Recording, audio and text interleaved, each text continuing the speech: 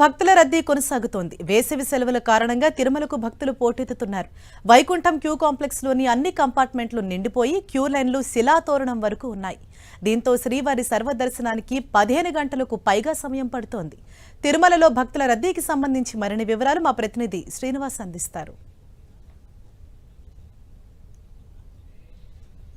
వేసవి సెలవులు ముగింపు దశకు చేరుకోవడంతో తిరుమలలో భక్తుల రద్దీ కూడా విపరీతంగా పెరిగిపోయింది. ఈరోజు వారాంతం కావడంతో తిరుమలలో అనూహ్యంగా భక్తుల రద్దీ పెరిగింది. మనము చూడొచ్చు విజువల్స్లో. గత 20 రోజులుగా కూడా తిరుమలలో భక్తుల రద్దీ కొనసాగుతోంది. రోజు కూడా మనకి 20 నుండి 24 గంటలు సమయము స్వామివారి దర్శనానికి పడుతుంది. మొత్తం వైకుంఠం క్యూ కాంప్లెక్స్లోని 31 కంపార్ట్మెంట్లు నిండిపోయి నిత్యం క్యూ లైన్లన్నీ శిలాతోరణం వరకు కూడా వ్యాపిస్తున్నాయి. అంటే ఏదైతే వైకుంఠం క్యూ కాంప్లెక్స్ ఉంటుందో అక్కడ కంపార్ట్మెంట్లు నిండిపోతాయి. ఆ తర్వాత వెలుపల కిలోమీటర్ల మేర క్యూ లైన్లు ఉండడం జరుగుతుంది. ఇవి శిలాతోరణం నుంచి కూడా ఇటు ఆక్టోపస్ భవనం వరకు, ఆ తర్వాత గోగర్భం డ్యామ్ వరకు కూడా ప్రతిరోజు క్యూ లైన్లు ఉండడం నిత్యకృత్యంగా మారింది.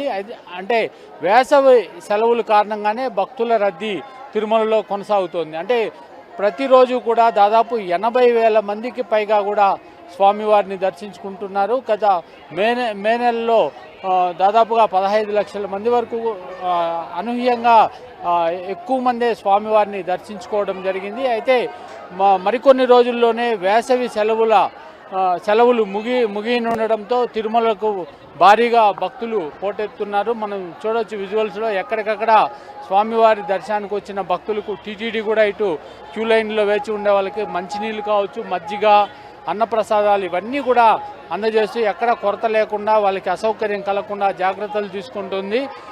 ఇటు వేసవి కారణంగానే భక్తుల రద్దీ ఇంత భారీగా పెరిగిందని అధికారులు చెప్తున్నారు. నిత్యం 80,000 పైగానే స్వామివారిని దర్శించుకుంటాం. మనం చూడొచ్చు విజువల్స్లో.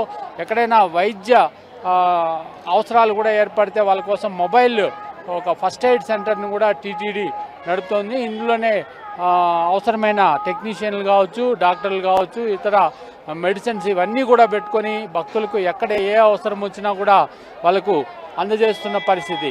అంటే దాదాపు క్యూ లైన్లోనే 20 గంటల పైగా సమయం భక్తులు వేచి ఉండాల్సి వస్తుంది. దీంతో ఏదైనా ఆరోగ్య సమస్యలు తలెత్తవచ్చు. అటువంటి పరిస్థితుల్లో భక్తులకు ఇబ్బందులు లేకుండా టీటీడీ జాగ్రత్తలు తీసుకుంటుంది. మరోవైపు అన్నప్రసాదాలు కూడా ఎక్కడికక్కడ క్యూ లైన్లో అనేక ప్రాంతాల్లో భక్తులకు అన్నప్రసాదాలు అందజేస్తూ ఇటు వేసవి సెలవులు రద్దీ తగ్గేంత వరకు కూడా ఈ భక్తుల రద్దీ కొనసాగుతుందని అధికారులు చెప్తున్నారు. కెమెరామెన్ యశ్వంత్తో శ్రీనివాస్, 10 టీవీ, తిరుమల.